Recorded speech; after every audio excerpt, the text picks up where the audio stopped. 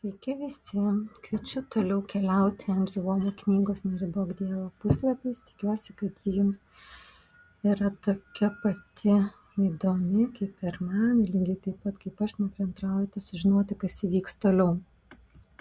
Paskutiniam video mes išgirdome, kad Andrew Womakas mus ragina, pasiremdamas švento rašto eilutėmis, niekada nelyginti savęs su šio pasauliu, nesulyginti savęs su šio pasaulio idėjomis, mintimis, kryptimis ar tendencijomis. Besiremdamas 2 Korintiečiams laiško 10 skyriaus 12 eilutę, kuris sako, mes nedrįstame priskirti savęs tiems, kurie patys save giria, ir nesilyginame su tais, kurie save patys matuoja ir vertina. Jie matuodami save savimi ir lygindami save tarpusavyje yra neprotingi. Mes neturėtumėm lyginti su kitais, ar ne? Nes kiekvienam iš mūsų Viešpats davė skirtingą misiją, skirtingą planą, numatė skirtingą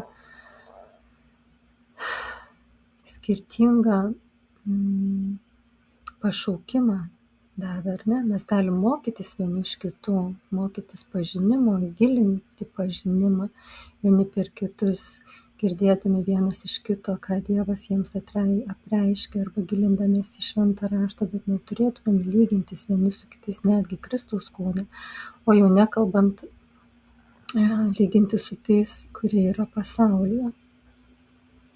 Ir Andrew Womakas labai aiškiai sako, kad dauguma žmonių apriboja Dievą lygindami save su kitais, nors šventajame rašte aiškiai pasakyta, kad neturime matuoti savęs pagal kitus žmones. Vietoj to, kad Dievo žodis valytų ir formuotų mūsų mintis, jeigu mes pradedame lyginti save su kitais ir su šio pasauliu, mes pradedame žiūrėti savo tėvus, senelius, televiziją, klausome žmonių istorijų apie visus blogus dalykus, kurie jiems nutiko, ir tada pradedame tikėti ir tikėtis, kad ir mums tai gali nutikti. Ir taip apribojame Dievą, lygindami save tarpusavyje.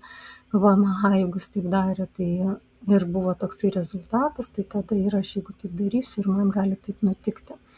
Bet mes turėtumėm įsiklausyti į tai, ką Dievas mums sako ir kur jisai mums veda ir ką jisai mums yra numatęs, ir tai gali visiškai prieštarauti šio pasaulio tendencijoms.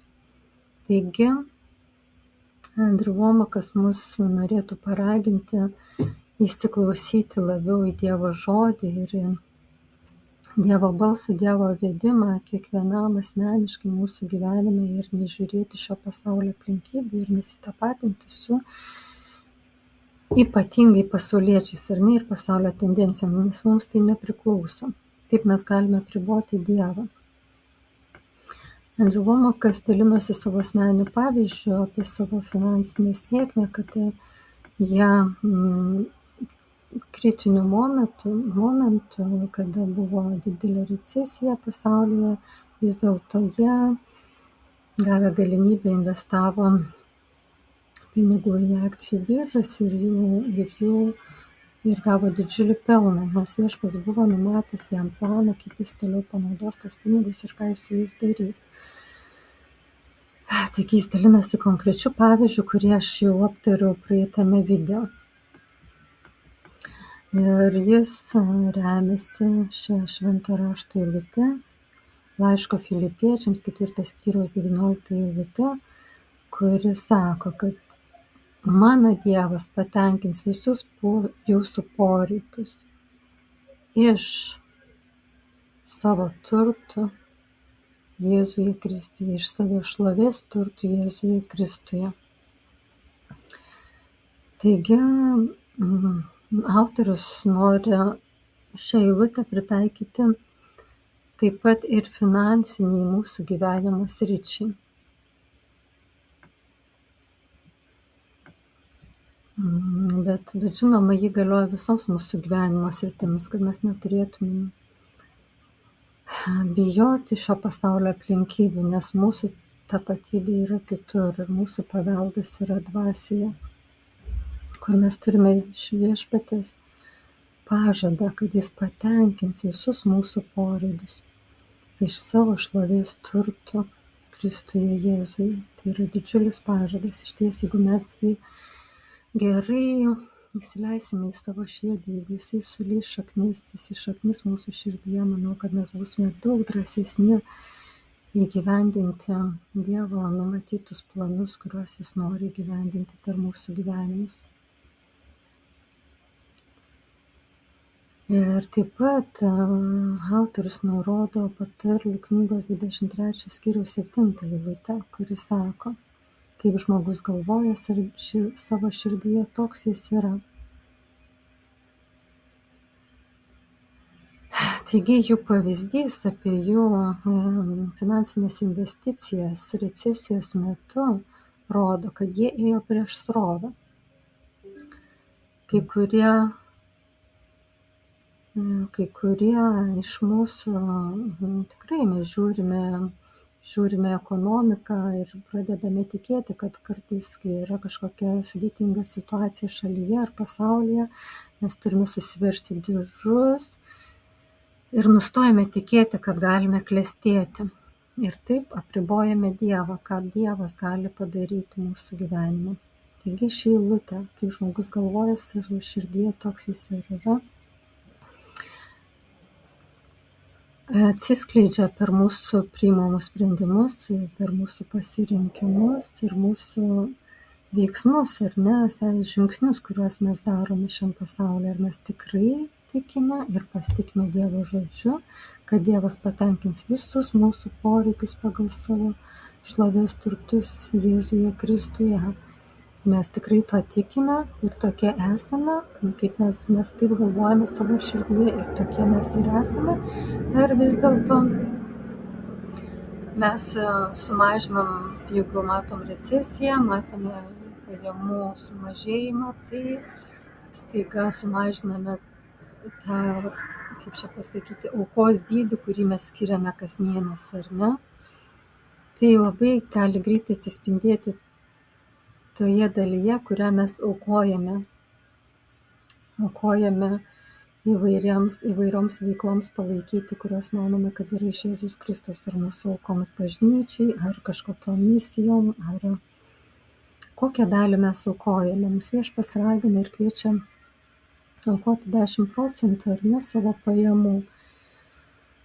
Ir šios knygos autorius sako, kad jis pats tai stebėjo savo akimis, kad kai kurie, matydami recesiją, ekonomikos recesiją, matydami savo pajamų sumažėjimą arba grėsmę, kad mūsų pajamos sumažės, pirmiausia sumažina aukos dydį. Jis sako, kai kurie iš jūsų sumažinote savo aukas, nes tikėjotės problemų. Bet turėjote sumažinti savo skolas ir išlaidas, ne aukojimą. Tai yra labai, labai, labai griežtas, tikslus, taiklus ir labai svarbus pastebėjimas. Turėjote sumažinti savo skolas ir išlaidas, ne aukojimą. Blogiausia, ką galite padaryti, norėdami apriboti derlių, yra sumažinti sėją. Jei jau ką reikėtų didinti, tai davimą tokiais momentais, kai esame stygiuje, kai matome, kad yra kažkoks tai prasideda sumažėjimas mūsų gyvenime. Autorius šios knygos sako, kad tokiais momentais, jeigu ką reikėtų didinti, tai būtent didinti davimą. Bet dauguma taip negalvoja, priekaištauja autorius, ir todėl apriboja Dievą. Čia nuo savęs aš noriu tirpti Luko 6 skyriaus 41 eilutę, kurią turbūt visi gerai žinote. Tai duokite ir jums bus duota, saiką gerą, prikimštą, sukratytą ir su kaupu duos jums į užantį. Kokius saikus eikite, tokiu jums bus ir atseikėta.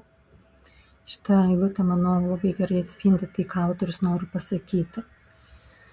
Toliau sako, kai kurie iš jūsų sumažinote savo aukas, nes tikėjotės problemų, bet turėjote sumažinti savo skolas ir išlaidas. Čia aš jau kartojusi truputį. Jei jau ką reikėtų didinti, tai davimą. Bet dauguma taip negalvoja ir todėl apriboja Dievą. Prieš Viešpačiui prabylant man 2002 metais maniau, kad tikrai tikiu Dievu ir lyginant su tuo, kur buvau anksčiau ir su kitais, maniau, kad man sekasi gerai. Ir tikrai sekėsi gerai, palyginti su kitais žmonėmis, bet juk neprotinga lyginti save su kitais. Nesvarbu, jei visi tavo šeimoje visada buvo nevykėliai, tai nenulemia, kas nutiks tau, nebent tiki, kad tavo genuose būti nevykėliu. Jei visi kiti kenčia dėl ekonomikos, tai nereiškia, kad tu turi kentėti nuo ekonomikos taip pat, nebent tiki, kad tu turi kentėti. Lyginti save su kitais ir matuoti save pagal pasaulį yra neteisingas matas, nes viskas priklauso tik nuo to, ką tu galvoji savo širdyje. Kaip jau girdėjome, kaip žmogus galvoja savo širdyje, toks jis ir yra. Patarlių 23:7. Taigi, pasitikrinkime, ką mes apie save galvojame savo širdyje, ką mes tikime, kad mums priklauso, koks likimas mums priklauso šiame pasaulyje. Jei kelias minutės paklausysite žinių, išgirsite daug šiukšlių, tiek daug negatyvo. Ir tai nuolatos, ar ne, tikrai visa mass media, televizija, radijas yra šitiek prikimšti negatyvo, kad sunku išsigelbėti, reikia tiesiog visiškai išjungti tos šaltinius. Čia autorius pateikia tokius pavyzdžius, kad pavyzdžiui yra gripo sezonas ir visus ragina skiepytis. Dauguma žmonių galvoja, aš tik žmogus, susirgsiu gripu, jei nepasiskiepysiu. Jei klausysite visų ir tikėsite, kad susirgsite, taip ir bus. Bet nėra tokio sezono, kai Dievo žodis neveiktų, net gripo sezono. Turime stovėti ant 91 psalmės ir skelbti, kad jokia liga neprisiartins prie mūsų būsto. Aš esu pasiryžęs stovėti ant Dievo žodžio ir vaikščioti ant gamtinės sveikatoje. Taigi autorius sako, kad šio pasaulio įvairūs tendencijos, kryptis, sezonai ir taip toliau, ar ne,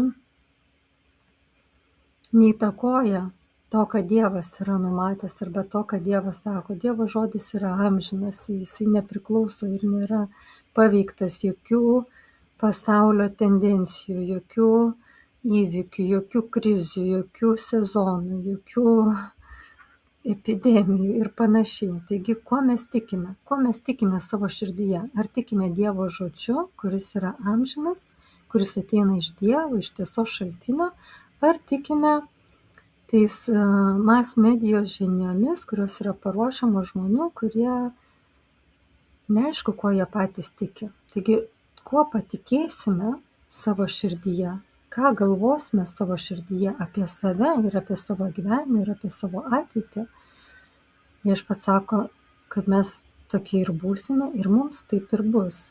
Taigi reikia labai gerai pasvarstyti, kuo verta tikėti, ką verta galvoti savo širdyje, ko klausytis. Ar tai, ko mes klausomės, mums duos gerus rezultatus, ar tai mus veda į neviltį, į baimę ir į mąstymus, kad viskas mums bus blogai. Labai pavojinga vieta, ar ne? Taigi autorius mus kviečia stovėti ant Dievo žodžio ir vaikščioti ant gamtinėje sveikatoje, kalbant apie sveikatą, bet jis taip pat tą patį kviečia praktikuoti ir mūsų finansinėme gyvenime. Autorius sako, kad dauguma klausosi pasaulio nuotakų ir tikisi patirti, ką patiria pasaulis. Na, nes jeigu susitapatinti su pasauliu, tai taip ir bus, ar ne? Pavyzdžiui, tokie žmonės sako, aš tik žmogus. Bet jei žmogus yra atgimęs iš naujo, jis nebėra tik žmogus. 1/3 jo esybės yra šventoji dvasia, nes jis gimė iš dvasios. Jo dvasia yra sujungta su šventąja dvasia. Ir tai yra šventosios dvasios pilnatvė. Šventosios dvasios pilnatvė yra jam prieinama. Taigi, toks žmogus nebeturėtų gauti tos pačios dalies kaip ir pasaulio žmogus, kuris nėra atgimęs iš dvasios. Yra skirtumas tarp dvasinio žmogaus, atgimusio iš dvasios, įtikėjusio, priėmusio Jėzus Kristus, jam dovanota amžinojo gyvenimo dovana, ir to, kuris nėra šios dovanos gavęs arba priėmęs. Čia noriu tik trumpai įterpti tokią informaciją, kad jeigu jūs nesate atgimę iš dvasios arba nesate tikri, kad gavote šventąją dvasią, tai aš jums siūlau nueiti į šio kanalo video albumų seriją, kuri vadinasi Įžanga, užtarimo malda dangaus teismuose. Tam albume peržiūrėkite visus video nuo 01 iki 096 ir gausite tikrai daug naudingos informacijos ir taip pat tame tarpe būsite palydėti malda į atgimimą iš dvasios. Tai tokia mažytis intarpas reklaminis. Taigi autorius sako, neturėtume lyginti savęs su tais, kurie neturi Dievo savyje. Tai neišmanimas, politiškai, korektiškai tai vadinama žinių trūkumu. Na ir čia, kaip visada, jis turi tą tokį aštresnį humoro jausmą, ar ne? Ir jis sako, kadangi jis yra iš Teksaso, jis sako, Teksase mes sakytumėm, tu kvailas. Kaip galima būti tokiam kvailam ir vis dar kvėpuoti. Jie turi tokį posakį. Tokį šmaikštų, ar ne? Ir toliau autorius pateikė tokį pavyzdį. Sako, mano tėvas mirė būdamas 54. Jis visą mano gyvenimą buvo neįgalus, negalėjo mesti kamuolio ar daryti nieko aktyvaus su manimi. Kai man buvo 12, jis mirė nuo širdies problemų. Žmonės sakė, kad ir aš turėsiu širdies problemų. Taip kalba žmonės, ar ne? Arterijų sukietėjimą, aukštą kraujospūdį ir kitų ligų, nes tai paveldima. Bet vienas pirmųjų dalykų, kuriuos aš padariau atsivertęs, buvo šio prakeikimo atšaukimas. Aš jį sulaužiau, nesvarbu, kas nutiko mano tėvui, tai neturi nutikti man. Mano mama, sako autorius, priešingai gyveno iki 96 ir buvo stipri kaip arklys iki paskutinių metų. Kodėl žmonės man nesakė, sako jisai, kad geri mamos genai man padės, o visada kalbėjo tik apie tuos blogus tėvo genus ir pranašavo blogiausią. Todėl, kad žmonės linkę matyti blogiausią scenarijų. Dauguma sako, na, mano tėvas turėjo širdies problemų, tai turbūt ir aš turėsiu. Jie tiesiog priima tai kaip faktą. Turime nustoti lyginti save su tėvais ir kitais žmonėmis. Toks mąstymas apriboja Dievo galimybę gydyti, atlikti gydymą mūsų kūne. Taigi, toliau autorius sako, kad mes turime pasirinkti, ar ne, ar leisime Dievo žodžiui sutrukdyti mūsų įsitikinimams. Ar įsileisime Dievo žodį pakankamai giliai, kad jisai sutrikdytų šitą nusistovėjusią pasaulio tvarką, posakius, tokius visokius įsitikinimus, tradicijas, ar taip žmonės daro, taip žmonės kalba, tai normalu, taip gyvenime yra, taip vyksta, taip buvo, taip ir bus ir panašiai.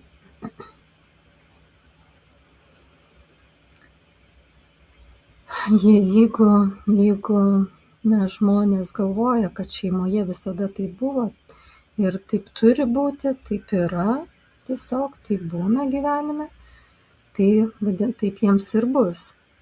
Bet jeigu mes tikrai priimsime iki širdies gelmių tai, ką sako Viešpats, viskas, ką apie mus sako žmonės arba kas buvo mūsų šeimos istorijoje, mūsų gyvenime gali pasikeisti ir būti taip, kaip Dievas nori, taip, kaip Dievas yra numatęs. Taigi turime pakeisti savo tikėjimą. Daugelis iš mūsų taip galvoja subtiliais būdais, kurių net nepastebime. kai kada tie įsitikinimai taip būna giliai ir taip paslaptingai įsiskverbia į mūsų mąstymą, kad galim net nepastebėti. Pavyzdžiui, daug moterų buvo išmokytos, kad per mėnesinių laikotarpį, tas 2-6 dienas, jos turi teisę, ir čia autorius sako, taip irgi grubiai sako, kad turi teisę elgtis kaip, vienu žodžiu, kaip velnias, ne? Daryti bile ką ir viskas jiems turi būti atleistina. Na, gal pas mus kultūroje taip nebuvo, bet yra kultūrų, kur tikrai yra viskas atleidžiama tuo metu moteriai. Aš sutinku, kad mes esame galbūt pažeidžiamos ar ne to periodo arba prieš, sakom, PMS taip dažnai yra kartojama mūsų gyvenimuose, ar ne, kad tai jau atrodo normalu, kad ten tau PMS, man PMS ir tuo viską pateisinam, galvos skausmą, pilvo skausmą, nuotaikų svyravimą, norą saldaus, norą sūraus, kaip ten esu girdėjusi, žodžiu, tai noriu užmušti savo vyrą, tai šokolado. Ir tai yra, žodžiu, tie nuotaikų svyravimai, kurie gali būti pateisinami tokiu, žodžiu, priešmenstruacinis sindromas. Tai jeigu mes to patikime ir jeigu su to susitapatiname, mes įeiname į tą tendenciją, į tą srovę pasaulietišką ir mes su jie plaukiame, ar ne? Mes jai nesipriešinsime ir tai bus, reiškia, tai bus mūsų gyvenime, mes taip kalbėsime ir skleisime tą pačią tokį įsitikinimą savo aplinkoje ir taip kitus žmonės irgi taip pat suformuosime tokias nuostatas jų mintise ir jų galvose. Bet autorius sako, Dievas nesukūrė moterų tokių, tai jos priėmė šitą Dievo baimingą standartą. Ir jeigu jos tiki, kad taip turi būti, šėtonas mielai patvirtins šituos įsitikinimus. Ir čia jis pateikė pavyzdį iš savo gyvenimo ir sako, Džeimė jaunystėje turėjo moteriškų problemų, bet ji tikėjo Dievu dėl išgydymo ir visą tai nugalėjo. Ji perėjo menopauzę ir nesubyrėjo kaip $2 lagaminas. Nereikėjo hormonų terapijos ir nieko panašaus. Ji perėjo šį laiką antgamtiškai. Tačiau daug moterų tiki, kad menopauzė turi būti siaubinga ir kad jos turi patirti visus simptomus. Bet kas tai pasakė? Mes buvome išmokyti natūralaus mąstymo, todėl priimame žemą gyvenimo standartą, tikėdami, kad turime sirgti, gauti gripą, turėti galvos skausmus, ar kad negalime gyventi be skausmo ir mums turi nutikti visi tie simptomai susiję su visais įmanomais pasaulio išgalvotom priežastim. Ir toliau autorius sako taip, aš neturiu jokio skausmo savo kūne ir man daugiau nei 70 buvo tuo metu, kai jis parašė šią knygą. Per daugiau nei 50 metų sirgau tik vieną kartą ir tai dėl savo kvailumo. Čia jis pateikė savo pavyzdį, kad tarnavau 41 kartą per savaitę, kitą savaitę 42 kartus ir taip pavargau, kad turėjau tiesiog įsikrauti į lovą save. Pailsėjau vieną dieną, o kitą dieną išėjau kapoti malkų. Tai buvo per daug ir per greitai ir aš susirgau. Tai galite priskirti kvailumui, jisai taip sako. Taigi autorius sako, tai vienintelis kartas, kai aš sirgau. Aš netikiu sirgimu, aš nepriimu ligos. Kai kurie iš jūsų galvojate, kad taip gyventi neįmanoma, bet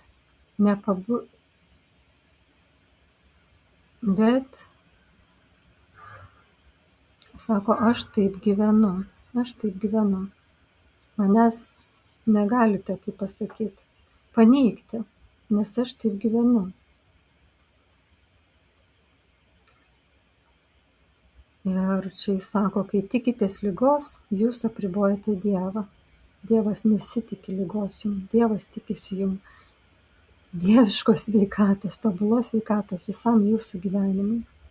Dieviškos sveikatos visam jūsų gyvenimui, kad jūs galėtumėte daryti Dievo darbus, iš anksto numatytus, dar prieš jūsų sukūrimą motinos įsčiose, kuriuos jis yra jums numatęs atlikti šiame pasaulyje. Ir toliau autorius sako, jei sergate, jums nereikia sužinoti visko apie savo ligą. Nežinot, kaip būna, susirgi ir visur dabar reikia viską perskaityti apie tą, kas čia man darosi. Bet jis sako, nesikoncentruokite į ligą, koncentruokitės į tai, ką sako Dievo žodis. Jo žodis sako, kad viskas įmanoma tam, kuris tiki.